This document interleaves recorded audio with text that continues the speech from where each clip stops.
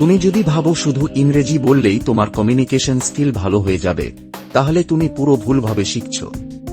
একবার কল্পনা করো, তুমি কথা বলছো, কিন্তু কেউই বুঝতে পারছে না তুমি কি বলতে চাইছো। কেমন লাগবে বলো? তুমিই কথা বলছো, তবুও তুমি একা। এইটাই দুর্বল কমিউনিকেশন। কমিউনিকেশন মানে শুধু শব্দ না।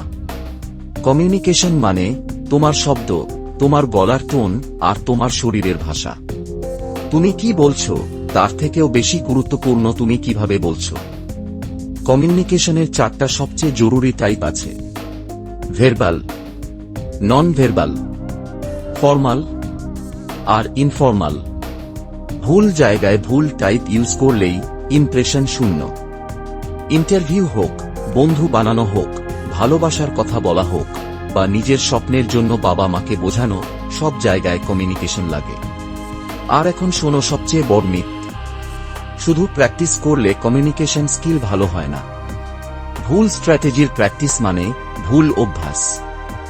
ম্যাপ ছাড়া রাস্তায় নামলে গন্তব্যে পৌঁছানো যায় না। কমিউনিকেশন শিখতে চাইলে সঠিক পথেই শিখতে হবে। ফলো করো। পরের পর্বে আমি দেব আসল ফর্মুলা।